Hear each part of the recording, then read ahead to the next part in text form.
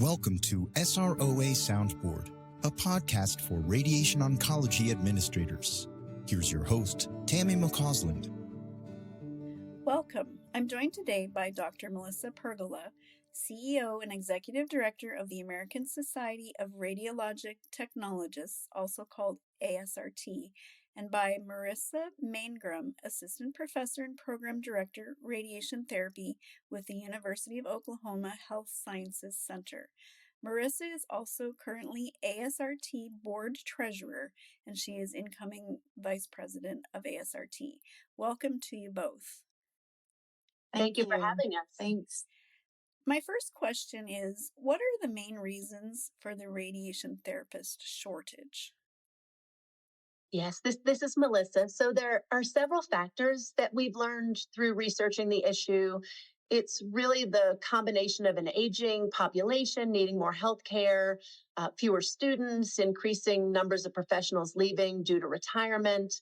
Of course, we're seeing burnout in the profession and professionals seeking opportunities elsewhere. And really, all of this has led to a workforce shortage that quite honestly exceeds levels documented in more than 20 years. How severe is the shortage, and is it worse in some areas of the country than others? Yeah, so according to the 2022 ASRT Radiation Therapy Staffing and Workplace Survey, the vacancy rate for radiation therapy was 10.7%. And this is significant. It's up more than 3 percentage points from 2020 and more than triple the percentage rate in 2018. Now, when we talk about medical dosimetrists, there was an 11.4% vacancy rate, and that was up from 2 years prior, and again, more than 4 times the percentage rate in 2018. So that is the outlook of the overall shortage. But you also asked about, is it worse in some areas of the country than others? In our staffing survey, we also look at regions. And I can tell you that with radiation therapy, the largest percentage rate in the 2022 was in the Mid-Atlantic, and that was 15.3%. And just so you know, Mid-Atlantic for us is defined as New York, Pacific, and New Jersey. And then in medical dosimetry was a little different. The highest vacancy rate there was 22%, and that was in New England. And New England is Maine, New Hampshire, Vermont, Massachusetts, Rhode Island, and Connecticut. That's really interesting, and so it sounds like it's definitely very serious. How is the shortage impacting patients' care? So this is Marissa. I would actually say some of the shortage is a result of providing quality patient care. We used to have where 1 to 2 therapists could treat a patient at a time. Now, for a normal external beam treatment, we could have 3 to 4 scheduled on a treatment machine because of the complexity of our treatments. And I believe clinics are understanding this shortage. So therefore, they're hiring more therapists to treat the patients. Where I see our patients could affect is longer wait times to start treatment. But I don't believe it will impact the quality of the care, but just maybe that wait time that is involved if there isn't enough therapists to provide those quality treatments. How is ASRT trying to help healthcare providers address the shortage? So at ASRT, we do continue to develop programs to raise the visibility of the medical imaging and radiation therapy profession. And we also work with other organizations to address the current workforce shortage and even looking at career pathways. So I can give you a specific example. In February, we hosted the Consensus Committee on the Future of Medical Imaging and Radiation Therapy.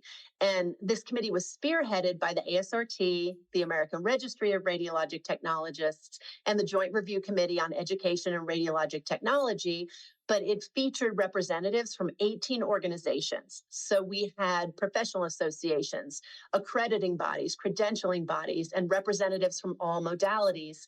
And I do want to note that SROA had a representative. They were an organization that participated, and Maxine Washington had participated for SROA. And so what we did with this collaboration addressing the shortage is, as I mentioned, one of their main topics was addressing the shortage. And one of the outputs of this committee is a white paper that is going to be published shortly, later in June. And they found that there were 6 areas that they thought that we should all focus on: SROA, ASRT, credentialing bodies, accrediting bodies, other professional bodies within the medical imaging and radiation therapies. And what they found is there are 6 areas that they suggest that we all come together and work on. So I would like to tell you those 6, because this is what we'll be working on moving forward for several years. One is raising awareness, visibility, and respect for the profession, then articulating career pathways. They also talked about creating a pipeline with education programs. They said we should build a career ladder for advancement and mentorship. Also, that we should expand opportunities for education and training to meet the emerging needs of students. And the 6th area was sharing frameworks and tools to improve workplace satisfaction, employee engagement, and also recognition. It sounds very comprehensive and certainly something the profession needs. How is the RT shortage expected to change in the next, say, 3 to 5 years? Well, as Melissa mentioned, the ASRT is currently conducting another staffing survey that will come out in early July. So it will give us more insight into what happens maybe in the next few years concerning the shortage, and maybe give us a little information on what we could possibly do for that shortage. With all of this effort that you're undertaking and the partners and the credentialing agencies, et cetera, are undertaking, do you envision a shift again in the employment picture so that it goes the other way where there's not a shortage? So at this time, we can only be hopeful with the initiatives that are being put in place that it will help the current shortage. I will say, as a radiation therapy program director, I have experienced this with my own students in the job market. I came into the field in 2002, which Melissa stated was 20 years ago when we had that shortage. And you were seeing sign-on bonuses. Therapists had a pick of jobs. I am seeing that shortage again. My students are getting sign-on bonuses. I'm getting people contact me every day, recruiters. So at this time, we are in that, what we saw 20 years ago. So it did take 20 years for that shortage to occur again. Now, with our population aging and with our complexity of treatments, I don't really see that changing for a while. So hopefully what we're doing now can help with that shortage and can build the therapist back up for what's needed in the job market. And what guidance do you have for administrators who are really struggling to find enough RTs for their clinics or cancer centers? I will say one way is to reach out to educational programs and to reach out early. I'm being contacted well before my students are graduating, and they get that relationship going with the students, with the programs, and that gives a great way to feed into the different clinics for students that don't, or therapists that don't currently have jobs. So that's a very good place to look for administrators.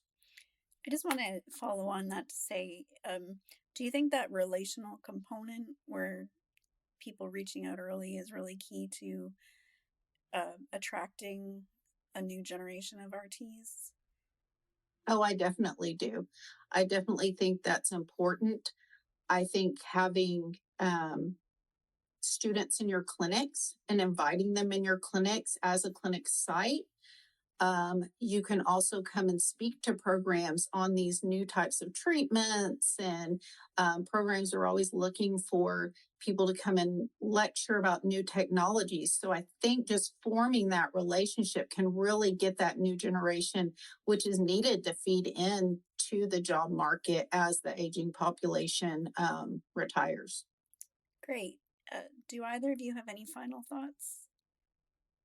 I would just say, I think, sort of adding on to what Marissa said about the relationships with the current students, I think it is also so important that we do raise the visibility of the profession with younger generations. And so we've launched the Be Seen campaign, which you can see at asrt.org/be seen. And that includes commercials and that microsite that I mentioned, social media. I will tell you that with our first phase of this, that we had over 25 million impressions. And what that means is that content was seen almost 25 million times. So we're hoping that helps raise the visibility. Also, our incoming president, Heather Moore, is very focused on building relationships with guidance counselors, attending national conferences, figuring out how do we speak the language of both middle school and high school students. So I think those are some things. Raising the visibility and respect of the profession will help with retention and also attracting. And then really trying to figure out how do we educate young students about radiation therapy and medical dosimetry and all of the modalities is going to be significant. Well, thank you for your time today. I really appreciate the insights both of you have provided. Thank you. Thank you. Thank you for having us. Thanks for listening to today's podcast. To learn more about SROA, visit www.sroa.org.